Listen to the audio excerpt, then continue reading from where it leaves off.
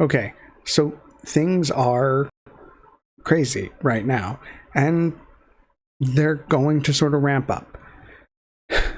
And I've thought a lot about what this particular video should be about, because I know there's a lot of important issues that are currently pressing, but I think it needs to be a little bit different. And largely that is because I think where my videos that come after this are going to sort of focus are on very specific things, because there's so much happening that we're unable to, as individuals, focus on everything and do it properly. And so we have to sort of focus on the things that are the most important to us and the things that we can best convey. And for me, that's science. So what I want to talk about today, to sort of lead into that as we move forward, is about the way information gets conveyed in both the media, but especially in social media. Now, I'm sure you've heard the words misinformation and disinformation before. They often get used interchangeably, and that's not quite correct. So let's talk about what they are. We then want to talk about how you identify them. We want to talk about who they're targeted at. And we want to talk about the ways in which you can more quickly identify these things as you go forward. So let's start with what they are. And we'll start with misinformation. And the way I like to think of it is that with misinformation, you've missed the truth. So essentially, misinformation, you are stating something that is wrong or taken out of context or fabricated, but you're not doing it knowingly. So you heard someone say something, the thing they said was wrong, you trust them and you repeat it, and that's misinformation. You thought you were being truthful, you were aiming for the truth, but you missed. Okay? Then there's disinformation. Now, this is when the truth is right there, but you distort it. You did not want to be honest. Or, even if that's not just directly making something up, which tends to happen a lot, it's when you take something out of context that is the most dangerous type of disinformation. You look at the truth and you distort it. You tweak it so that the thing you're saying is correct, but it's out of context, or at least a bit of it, a kernel of it is correct, but everything else is not. And that tends to be much more dangerous because you can cite something for it. With misinformation that's made up, something that's entirely made up, you really can't. You're just citing another person who's not citing anything. These things tend to come off as anecdotal evidence, something you saw, something you heard, or that someone else claims they saw or heard. So there are differences in the target audience for these two things. Not necessarily for misinformation, disinformation, but for the type of mis or disinformation. You have two main types of mis or disinformation. The things that are completely fabricated and the things that are distorted to be incorrect or out of context. So when you look at the target audiences for those particular strategies, what you'll find is that if you are completely fabricating something, the target audience for that is someone who's already bought in to your general point of view or to your side, right? If I want to lie about something, then I can make up the most fantastic, unbelievable lie if I target it at people who want to believe it, right? If I go to a Trump rally, then I have a very specific set of people around me. And when I make up something, I can make up the most nonsensical, factually devoid thing in all of existence, and they'll believe it so long as it confirms or reaffirms their worldview or their pre-existing opinions and beliefs. If I say, hey, did you hear that Nancy Pelosi's husband took a shot, paid the guy who took a shot at Trump as retaliation for the hammer thing at a Trump rally, they will not doubt that. They won't doubt that for a second. That will go immediately through. Because you've picked a villain that was already a villain to them.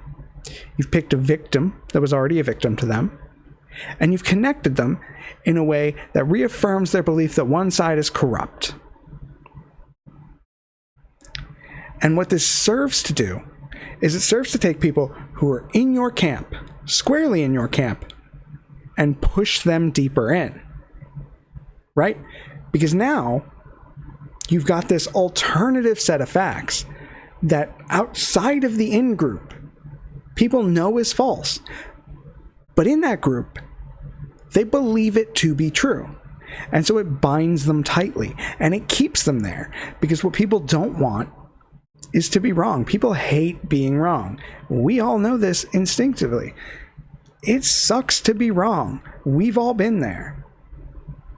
And so, when you as an individual are wrong, it can be a lot easier, and even then it's still difficult, but it can be a lot easier to admit that you are wrong about something.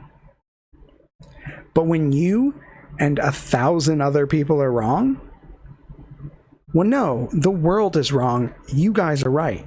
Your group is right. And so when you fabricate something entirely, it serves to reinforce and strengthen that in-group, the people who already wanted to believe it. Now, when you take something that has a kernel of truth and you misrepresent it, that, of course, can be used by the in-group because it still does all of the things. But what it serves to do is focus on the groups that are not in your camp. They're not on your side. They sit somewhere in the middle. And what you do is you take a bit of truth out of context and you use that to be the thing that helps drive people towards your narrative on a specific subject.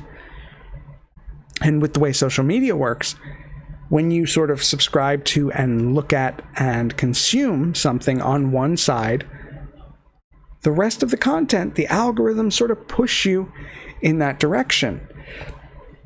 And so, let's take, for example, the $5 million worth of condoms for Gaza. That's incorrect. But it's got a kernel of something in there that's true. So what that was that there is a spot in Africa called the Gaza region, and USAID, or USAID as I'm going to call it, have a program where they help to provide contraceptives to that region of Africa. So, it's something that has that kernel of truth. There's a place called Gaza that does get money to help with contraceptives. It's not the Gaza that they claimed it was. And they're certainly not making those condoms into bombs. I want to be clear. That doesn't make sense, right? I mean, yeah, you could fill them with a liquid, but that's not really a bomb, and it does seem like there'd probably be easier ways to do that. But you can tack on that little extra. Just give the spice for the in-group. And the easiest thing to debunk is the second part, the little extra.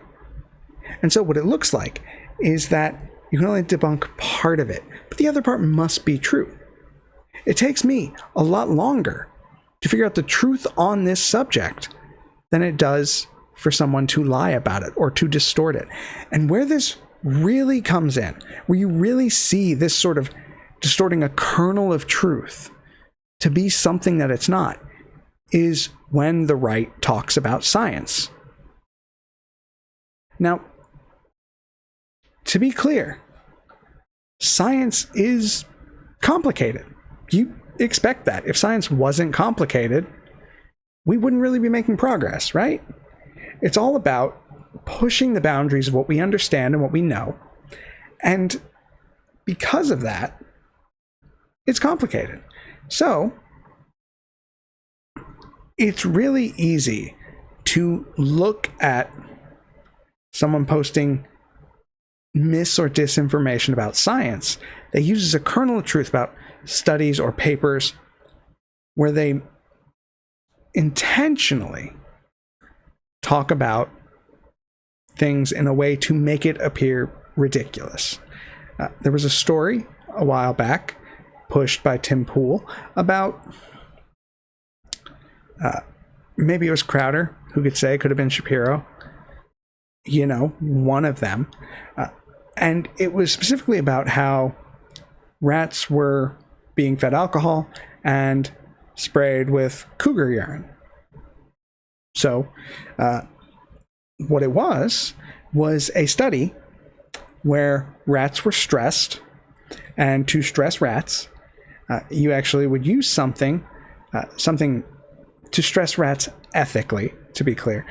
You would use something like cougar urine. It's a predator. It's the urine of a predator, which prey with highly developed senses of smell will understand to be that of a predator, so it stresses them. Now, the alcohol part is because it was looking at the association between alcoholism or relapse of alcoholism and post-traumatic stress disorder. So, the alcohol is there as the component of alcoholism, and the urine was there as the stressor, the thing that would help determine that. Now, you're going to ask yourself, why would you do that in rats? Well, in terms of sort of biological animal models for humans, rats tend to be a pretty good one. And what really makes them a sort of key model organism is that they are pretty intelligent, all things considered. And since rats are intelligent, when you're modeling behavior, it does help to have something more intelligent than something less intelligent. At the same time, you could say, well, why don't you do something like a primate? Well, that's more expensive, right? Yeah, you could do that study with orangutans or with chimpanzees, but those costs are so much higher. And in any given study, the animals used for the study are used for the life of the study. And not just for the life of the study, but for the life of the animal. You can't just kill them because the study's done. So when you use chimps, it's for something much, much longer term. But if you need a behavioral model for a study, rats tend to be a pretty solid go-to. And obviously, you wouldn't use people because that's fucked up. So, you take those kernels of truth, cougar urine, alcohol, rats. You take the study cost, which may or may not be correct. That might be inflated. It may not be inflated. But keep in mind, in a lot of academic settings, certain researchers are paid through grant money. So that doesn't just include, the supplies that you need to do the science, which has to have reproducibility and repeatability. But that also includes the people you have to pay. Things like postdocs, grad students, even PIs have to supplement their lab's existence with study funding. And $5 million is a drop in the bucket of the federal budget. But the science is important because it gives us insights into things that we think we understand. But without knowing it, can we really build a solid foundation on it and do something about it?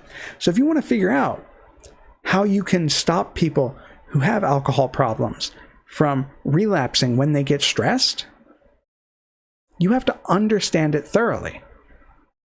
And if you do, you can start to intervene. But do you see how long it took me to explain what takes a handful of seconds to be incorrect about. That's why there's that old saying that a lie can traverse the earth twice by the time the truth is put on its shoes. Or close to that. I've heard it a few ways.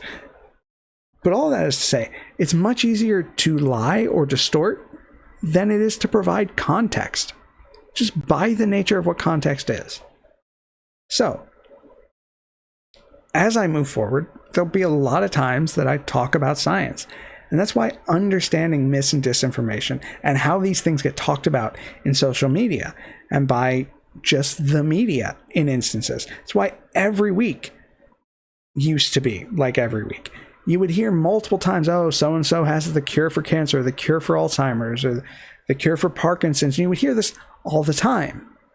And the reason you would hear it is because you would have a study that made an incremental improvement into our understanding of one of these diseases or potential treatment in a cell line or animal model. And the media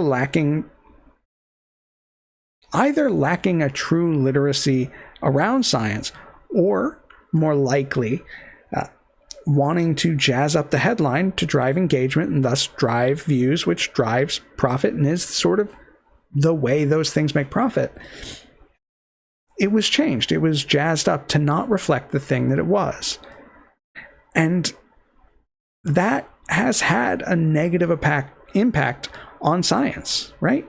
Because what you hear people saying, oh, bacon's good for you, bacon's bad for you, alcohol's good for you, alcohol's bad for you, alcohol's good for you again, it's bad for you again, eggs are bad for you. And you hear, oh, well, they had cancer cured, or they had cancer cured, or they were so close, or they almost had something. But that's misstated. And it drives down people's confidence in science overall, which is a bad thing. You don't want that. You want people to have confidence that the scientists know what they're doing and they're doing things correctly.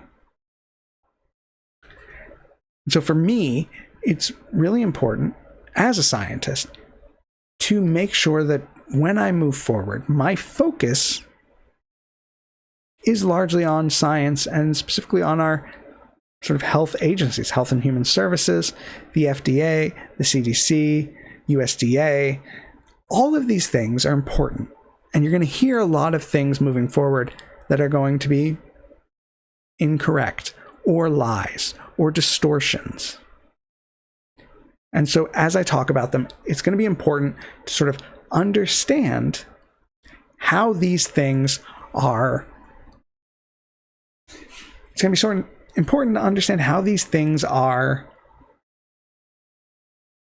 stated and how you can, recognize them. So we'll talk about it. Okay. So one of the methods used to identify dis and misinformation is Michael Caulfield's 4 moves and a habit. So first thing you can do, the easiest thing, is to check other sources to see if this has already been debunked. Now, this tends to be not as useful in the moment, right? This is an after-the-fact sort of thing. Someone has already gotten to it, but you can check factcheck.org, PolitiFact. A lot of different publications will do this, but you check to see if someone's already done the fact-checking for you. That's the easiest one. It's the first one. Now, what you want to do then is you want to look, if that's not an option, then you look sort of upstream of the source. Essentially, you figure out where that claim came from. You track it back to its home. Did that come from just a random social media post? Is there documentation? Does it go to a reputable source or one that's not reputable? And you'll generally know based on the amount of pop-ups that show up when you click on the link. If you can't read the story because it's behind a paywall, that is different than if you can't read the story because it's behind 72 pop-up ads, right? But check that source. Figure out where it got its information from. Follow it back. It's clicking links. It can take time. Click links at your own discretion smartly. Then you want to read laterally, which is essentially seeing what everyone else is saying about the claim, right? Experts like to chime in on things about which they are experts. Unfortunately, so do a lot of non-experts, as we've seen across social media forever. Anytime anything happens, you can assuredly find hundreds of thousands of experts in that particular thing just appearing out of nowhere like fucking Houdini, right? And that's because people are full of shit. I just want to be clear. People don't know what they're talking about. And you really notice this when people start saying they're experts on a thing that you happen to know really well. When the plane crash happened in DC and it hit that helicopter hit the plane, chicken egg. There were so many aviation experts, so many experts in flying planes and helicopters that just fucking materialized on social media, right? And that's wild. And if you had any knowledge of those things, you would understand how batshit insane some of those takes were. So, once you've went upstream, see what experts are actually saying. And finally, when you're done with all of that, you want to circle back. So, if you can find an initial source, check back to see if what you have now in context makes sense, right? Now, this can be a long process. And what ends up happening is that it's hard to do, right? You can get quick at it, but even if you're quick, the lies can come faster than you can check them. So what I recommend, and what I tend to do, is that any particular source gets 3 fact checks, right? And then, depending on the results of those 3, you can out of pocket reject anything they say, knowing that their track record is strong enough to sort of bear that out, right? Like, if there's a specific reporter who routinely misrepresents things, and I have checked them 3 times, and they have been not just mistaken, not misinformation, but disinformation, those 3 times, then you start from the position that they are wrong, and it is their job to prove that they are right. You don't have to fact check them. They have to fact check themselves. Right? And you want to keep those sort of examples in mind. Now, if it's 1 time out of 3, then they warrant a little more fact checking. You can trust what they're saying most of the time, but be aware of their ideological bent and how they're focusing on issues, right? You also have to consider that this strategy will work for you personally. But when you are debating someone, if you are arguing with someone about something like this, they're going to want specifics. And you'll have to dig. And one thing that is important before you start that is to make sure whether or not it is worth your time to do. And there can be a couple of things that make it worth your time. The first is going to be, if this is a person that you think is acting in good faith, you know that they are not a bad faith actor, they're not being malicious, that they actually care about whether or not this is true, then you should engage on it. If they're there in bad faith, then no matter what you do, they're not going to care. Now, it can still be worth it to go through the process with them. And when it is, that's because there's an audience around, right? If you're fighting for a third party, trying to convince someone who isn't sure what's true and what's not, then it's worth the fight. Because if you don't, you just say, it's full of shit. That person in the middle sees that as a dismissal. And that, you must not have been able to prove that they were wrong, so you must be wrong. because now you've seated the room and the only voice in the room is the one who's lying. So in those instances, you have to engage. But that's not the only instance. It's also important, depending on sort of whether or not you think, and it really does come down to whether or not you think it matters to do this. Now, I know it can be tiring, but you should really only do this in person. The internet is all trolls. Just top to fucking bottom. It's trolls everywhere. And arguing with someone on the internet doesn't really get the job done, because they could be anybody. And whether or not they're genuine is up for grabs. And a lot of people like to meme and they like to troll, and that shit isn't great. So you burn your time and your energy trying to argue something that shouldn't be argued because the person doesn't care. But the idea behind understanding what is true is always important for you. Because it's not just the other side that can make mistakes or lie.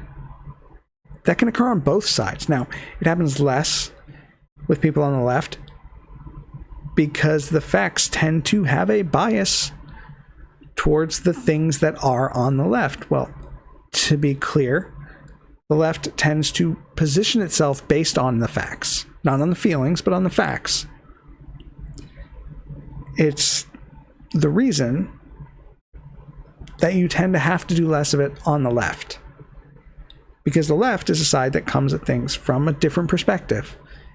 They look at taking in new information, assimilating it, and acting in that way. Conservative means that you take what you had and you want to preserve it. You want to keep that the same. And so when time marches forward and you gain new information, it is difficult for a conservative to follow along because it is new information that has to be factored in. And if it doesn't sit right with the view, it's already outside the norm. So it's important for you as a person to know when the truth is being told to you, to understand and recognize when someone is trying to hook you in one direction or the other, and to understand when you might have a little bit of a blind side for something. We all love to see things that we agree with across the board.